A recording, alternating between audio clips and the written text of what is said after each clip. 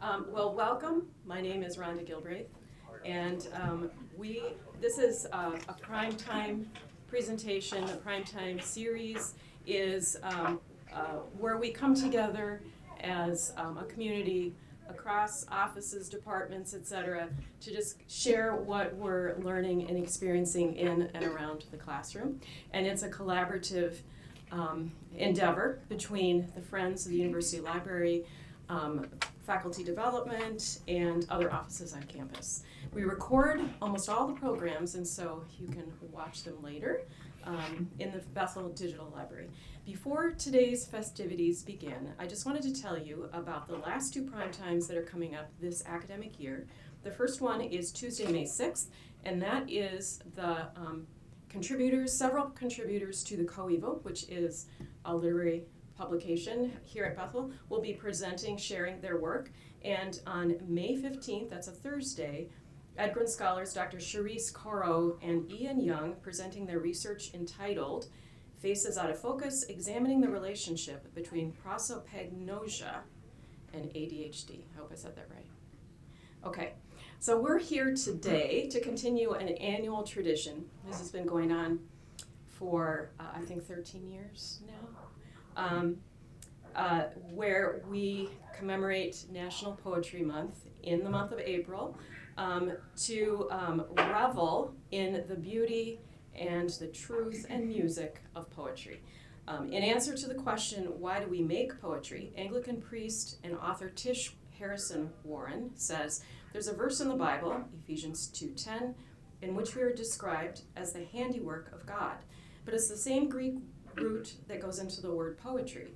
It means a made thing. A more literal translation is that we are, as human beings, the poems of God. So we keep making poetry because we are ourselves poems. So each year when we pull this thing together, I like to invite singers to participate. And often we have one, sometimes two singers. But this year I'm delighted to say that we have, in addition to several poets and readers, not one or two, but four singers. So I'm very happy about that. We're going to start out, though, with a reading by Dan Richie.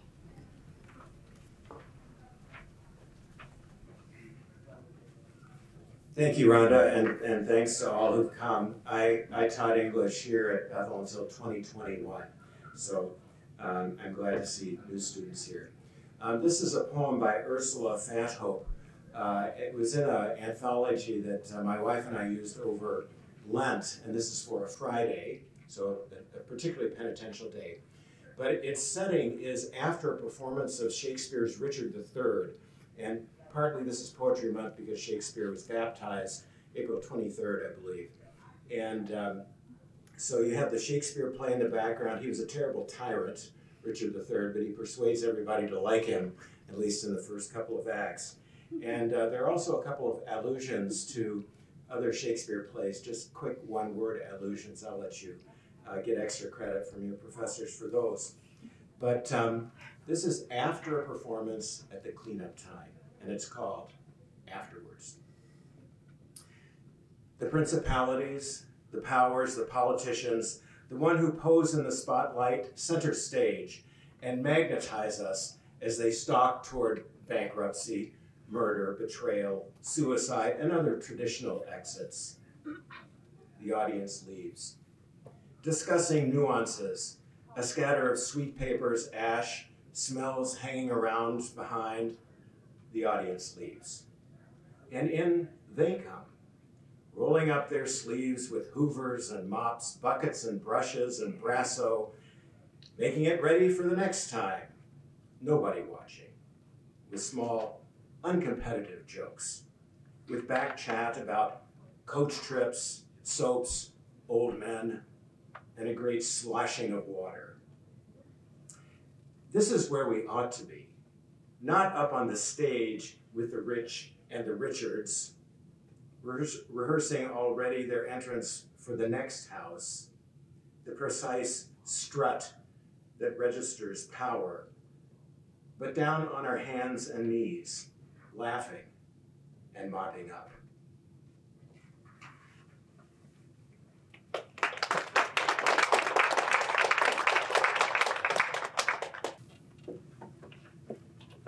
I'm Gracia, and this is A Slumber Song of the Madonna by Samuel Barber and a poem by Alfred Lewis.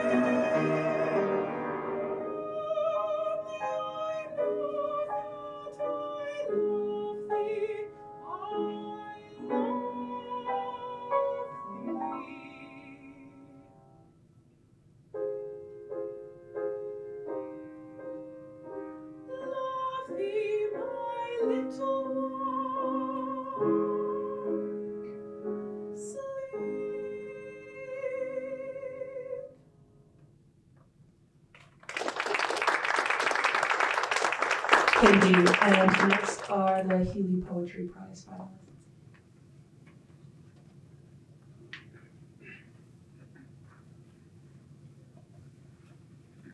We have a Healy Poetry Prize finalist for 2025 with us, and they're going to share their poems. The Healy Poetry Prize is sponsored by the Healy family, and Jerry Healy was an English professor, and he absolutely loved poetry. So when he passed away in the 1980s, his family created this award. And we're really blessed to have it be part of our English and journalism department and to be able to hear these incredible poems and have poets rewarded for their work. So we will hear from 4 of the 6 finalists in this particular order. We have Elise Peterson, Chloe Harvick, Malachi Fox, Reagan Bedzinski will not be with us today, but she's also a finalist. And Sophia Tinter and Annalise will not be with us today, but I will have the pleasure of reading her poem. We'll start with Elise Peterson. I've never done anything like this before. Hi, friends. So my poem is called Forever Tree, and it's based off of my kind of like subconscious interpretation of God and his connection to nature. So yeah. Enriched in the beauty of sun and dawning, or lack thereof, I love the earth carefully, as if it will leave me if I burr too hard. But then I remember, island dresses to leave island for the reiterative call of sea. I rest my hip bones, which pop when I take too deep a breath, against the forever tree. With my palms against mud, I feel clean, like the press of my weight is frivolity upon earth in orbit. Here, my crooked spine aligns with the fissures of bark as it becomes beautiful. My tailbone, aching gloriously, braids itself in with roots and worms blind sanctuary, beyond the honey hives and my damp jeans pruning the blood from the backs of my knees. I feel the recognition of wind, and it calls me lover. I want the relief of its greeting, and I want it to walk me home. I want its hand, and I take it. The exchange between our stillness and our weeping has become a familiar sound. We feel profound together, as if the wind knows about starts and ends and what they mean to me. Like wind and the brown bear, I'm split between the coward who runs at the raise of a voice and the one who must be louder. When I rest against the forever tree, it shows me the blades of grass, verdant and innocent. They twiddle in the presence of their terrestrial natives, and I relax. The ants and the caterpillar wash over each other's driveways and by their brimming mailboxes. They are careful about stepping on toes and want to tabulate dinner parties. I'm getting older again, and I'm still sad, like I was when I was as tall as a cattail. The unexplainable desire of wanting to go back slumps me abysmally into the guise of soil. I want to be enveloped in the beauty of the urban, like I actually believe I am one of its own. Born in a way that is eye to eye with soul, I toe my gloriously aching tailbone up with my torso. Pull myself up. I pull myself up. The tableau around me seems wistfully abstracted, but I know sun and island and sea and bark and roots and worm and wind and earth and soil. They gather around the forever tree, and they see the seams of my palms press in the mud, and they hear me cry. They know me, and they know my stretch to go on. They have listened to me, and they inculcate me to listen to them now. As I rest against the forever tree, I recognize the intimate face that fans me. I greet my lover and dine with intention as sleeping above the blanket moss and under the stars. Resigning from myself, I allow my crooked spine to be beautiful, and I take too deep of a breath. Thank you.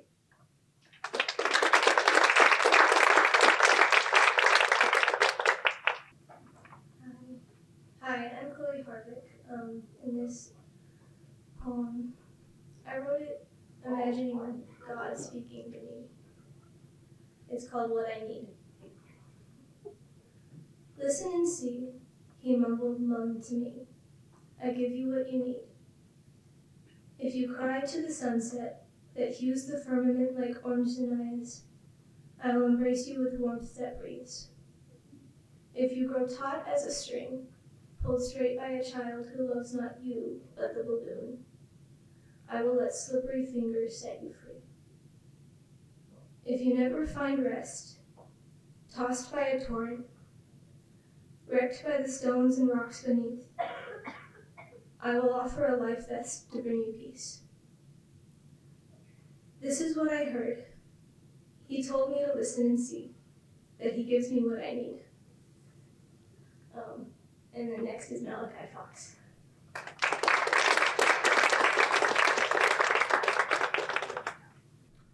Hello, I will be reading a villanelle. I called it Take Your Own Advice.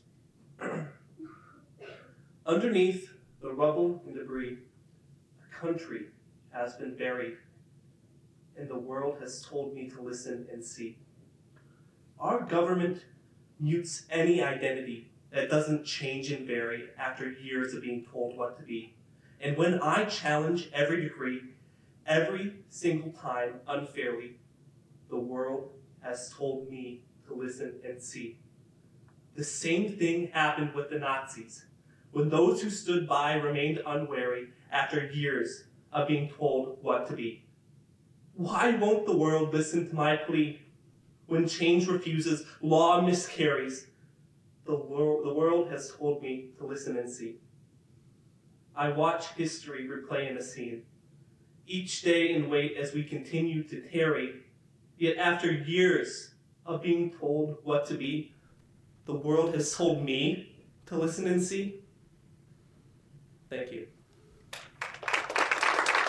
And next will be Sophia Tinker. My poem is called Peeling an Orange. Yesterday I sat in the shade with my new best friend Molly.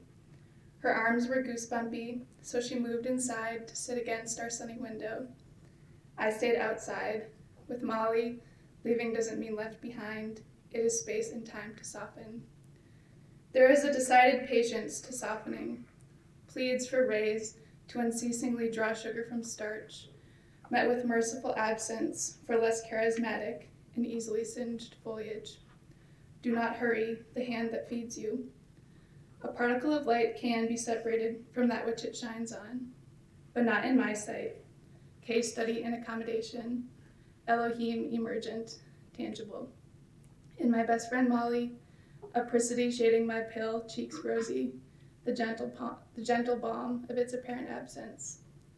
Walks once reliably fell at dusk, an invitation swathed in radiant warmth to plop on the dock and dip my toes into a reflected expanse of sherbet, similar to the ice cream that Molly purchased, but most of which I ate.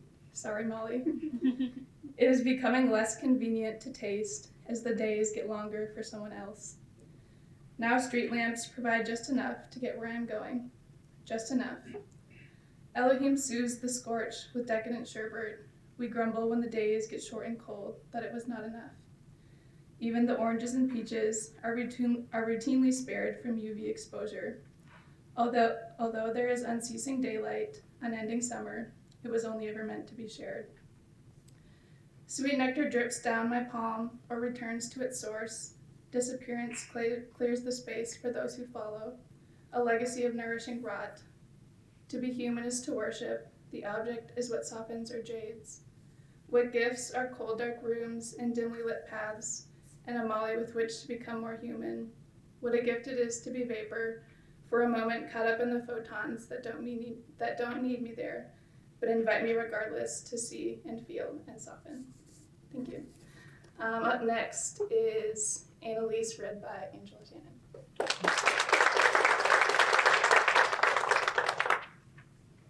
I am not Annalise, but I will be reading Annalise Rossison's poem, and her poem is Thomas.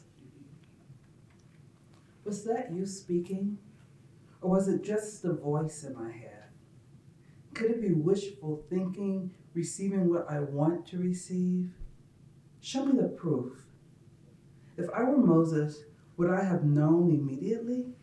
To hear you in the thunder, to believe the burning bush was you calling my name, to see your back as you walked past, and to know the pillar of cloud before me was none other.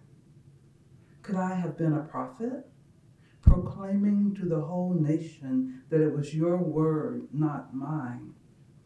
The sheep follow him, for they know his voice.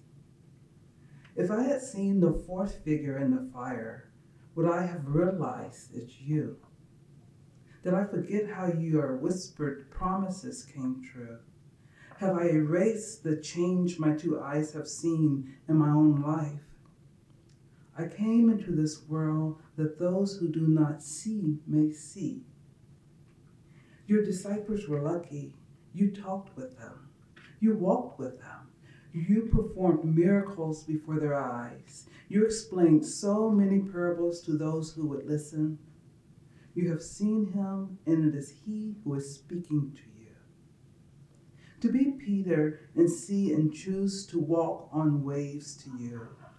To be the beloved disciple who felt you as he leaned against your chest and trusted you enough to ask, what were you talking about? Yet even if I got that, I'll probably still be Thomas. Blessed are those who have not seen and yet have believed. But I will sit here in the silence, staring at the ceiling, trusting that you hear and see me.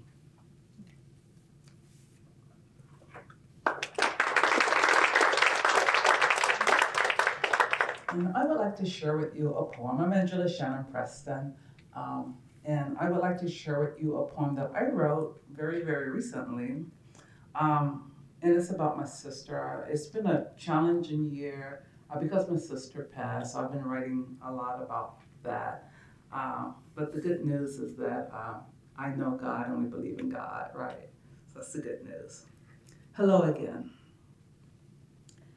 Gathered in room 403 around the hospital bed, we witnessed your last breath, and with the huff of air pressed from your lungs, a disconnect.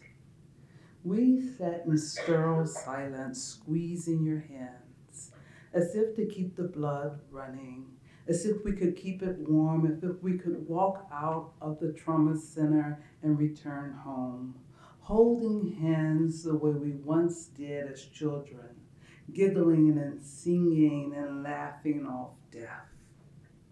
But we left the hospital, a family with one sister missing, our hearts as empty as your body.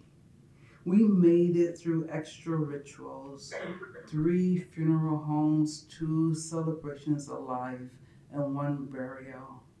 And emptiness became more emptiness until we were shells of ourselves, until we were hollow, until we weren't certain who died and who was alive. Then suddenly your face appeared in a mirror, and you, with your joyful reflection, waited for us to breathe in and to breathe out. So I am breathing again, and I choose to keep you with me.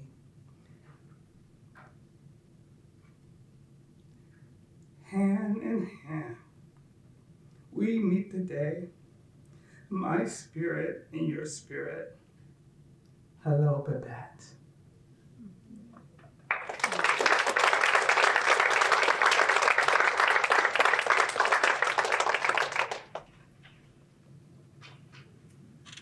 Hello, my name is Macy Castillejo, and I am going to be singing This Is My Letter to the World, music done by Gwyneth Walker, and the poem by Emily Dickinson.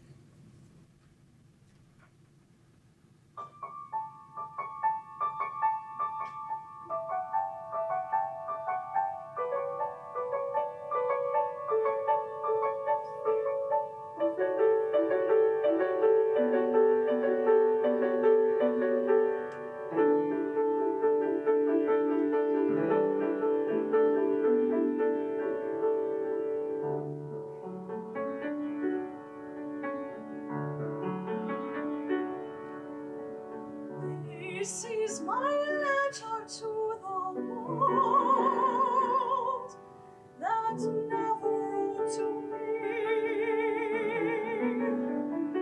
The simple news that nature told with tender majesty. Her message is committed to hands I cannot see.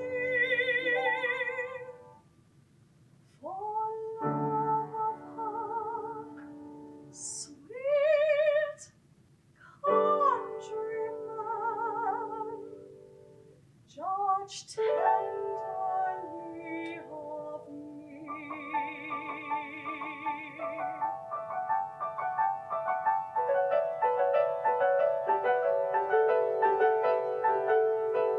Her message is committed to hands I cannot see. For love of her, for love of her, for love of her, for love of her, for love of her, sweet Benjamin,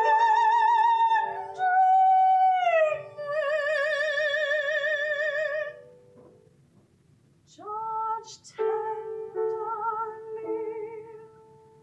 of me.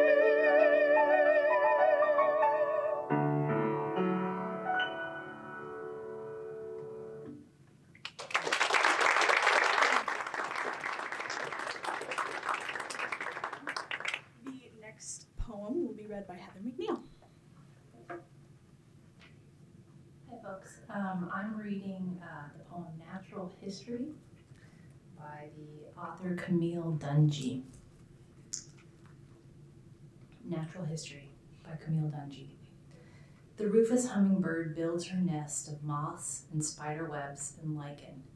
I held one once, smaller than my palm, but sturdy. I would have told Mrs. Jeffers from Court Street, if in those days of constant flights between California and Virginia, I'd wandered into that Oakland museum. Any chance I could, I'd leave my rented house in Lynchburg. I hated the feeling of stuckness that old city's humidity implied. You need to stop running away so much, Mrs. Jeffers would say when my visits were over. and I lean down to hug her. Why her words come to me, the woman dead for the better part of this new century, while I think of that nest of web and lichen, I cannot rightly say. She had once known my mother's parents. The whole lot of them, even then, in their 20s, must have already have been as old as God. They were black. The kind name for them in those days would have been Negroes. And the daily elections called for between their safety and their sanity must have torn even the strongest of them down. Mr. Jeffers had been a laborer. The sort I regret I don't remember. He sat on their front porch all day, near his oxygen tank, waving occasionally to passing Buicks and Fords, praising the black walnut that shaded their yard.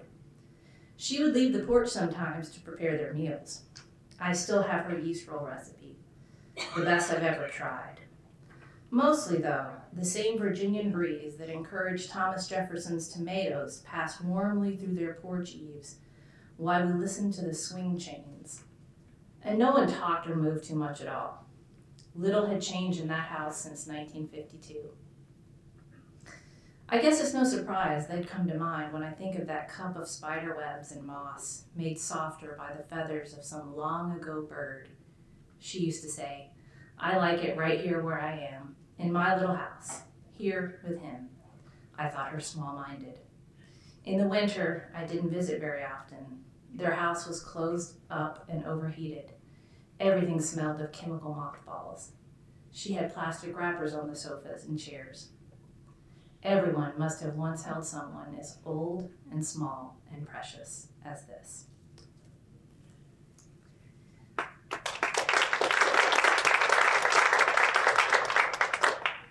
Our next speakers and singers, Mackenzie Clemens and Emily Urban on the piano.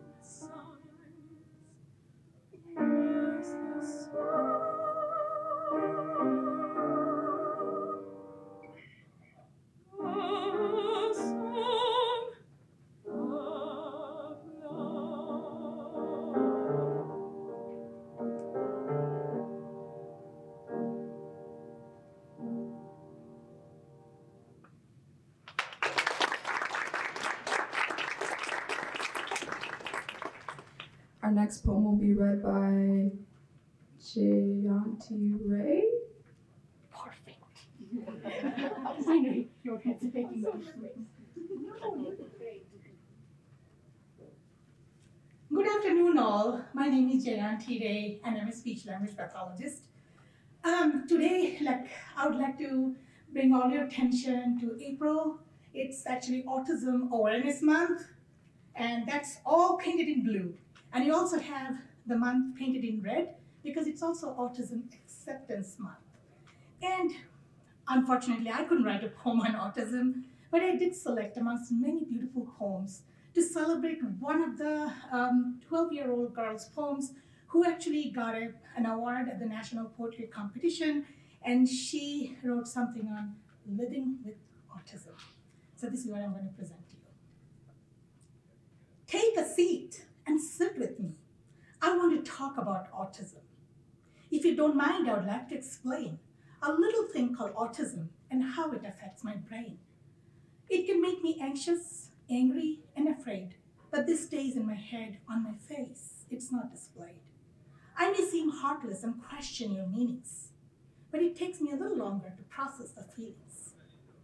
Take a seat and sit with me. I want to show you autism. A little girl sitting quietly is all you see, but inside my mind, I'm far from free. My thoughts collide, my senses take over. I become overwhelmed by the smallest sound. Clicking pens, ticking clocks, that voice chair, and the way it rocks. All different smells attacking me. The perfumes, the coffee, and the teacher's tea. Take a seat and sit with me, but not too close. I have autism. I try to be social, I try to fit in. I come across rude, I can never win. I'm very literal and straight to the point. If you want the truth, I won't disappoint. When my brain is overloaded, I sometimes lash out. My control fades, I scream and shout. Intense emotions all trapped inside. Finally, have nowhere to hide. Take a seat and sit with me. I want to tell you about autism. Please understand, I'm not to blame. I've just got an atypical brain. But it's not all doom and gloom. I'm often the sportiest girl in the room. I'm quirky, unique, kind, and caring. I'm loyal, protective, and always sharing. I'm obsessed with frogs and all things green. I'm the youngest trendsetter I've ever seen. Take a seat and sit with me. I am Ava. I am me. I'm not just my label of autism spectrum disorder. Thank you. Next is Katie Logston on soprano and Emily Urban on piano. Hi y'all, I'm Katie, and I will be singing Compensation by Betty Jackson King, a poem by Paul Laurence Dunbar.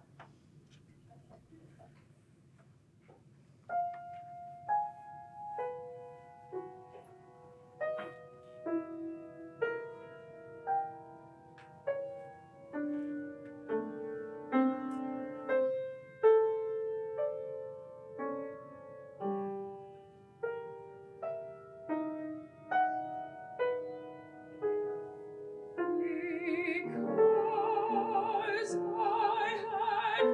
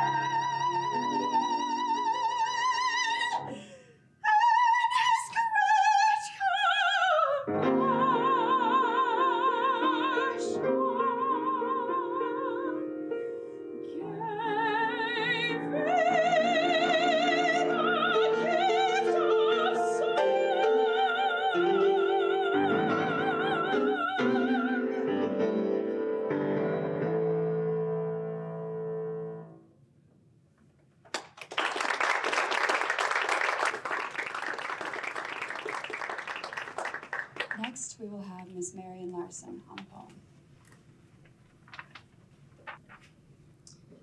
I'm going to be reading Small Kindnesses by Danusha Lamaris. I've been thinking about the way when you walk down a crowded aisle, people pull in their legs to let you by. Or how strangers still say bless you when someone sneezes. A leftover from the bubonic plague. Don't die, we're saying. And sometimes when you spill lemons from your grocery bag, someone else will help you pick them up. Mostly, we don't want to harm each other. We want to be handed our cup of coffee hot and to say thank you to the person handing it, to smile at them and for them to smile back, for the waitress to call us honey when she sets down the bowl of clam chowder, and for the driver in the red pickup truck to let us pass. We have so little of each other now, so far from tribe and fire, only these brief moments of exchange. What if they are the true dwelling of the holy, these fleeting temples we make together when we say, here, have my seat. Go ahead, you first. I like your hat.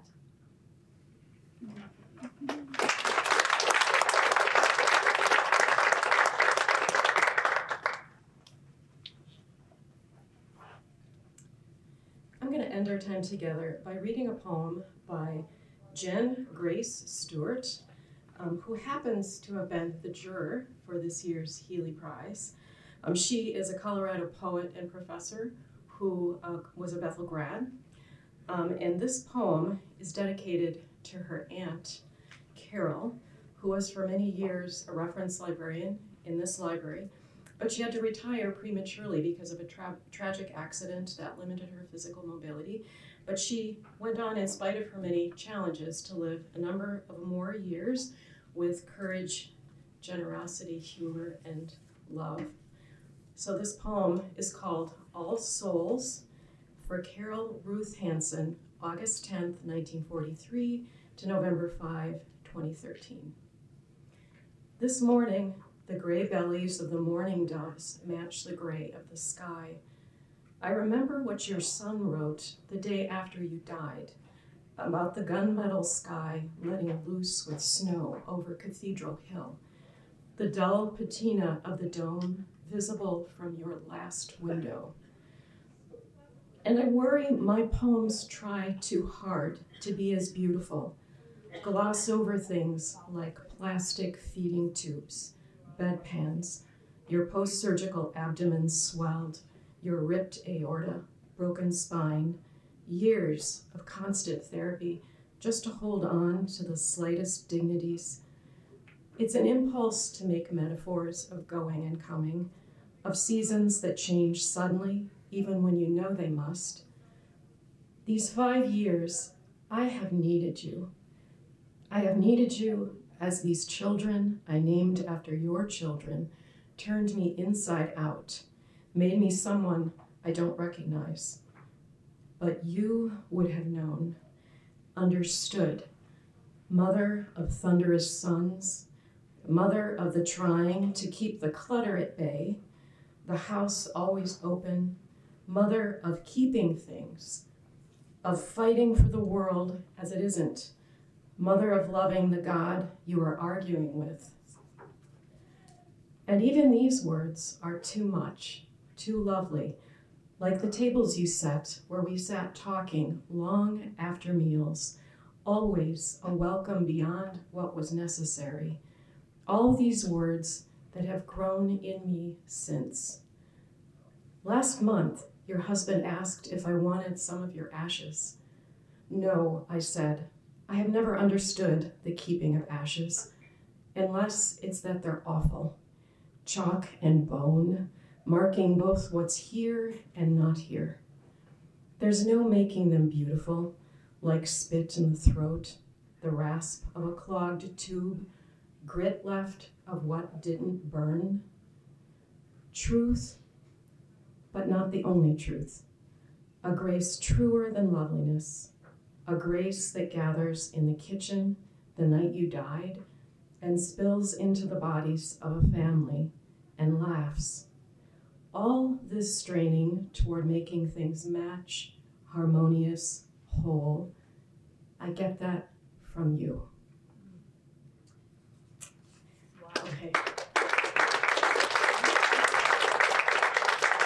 Thank you so much for coming, and those of you who contributed, I really appreciate it. Enjoy the rest of your day.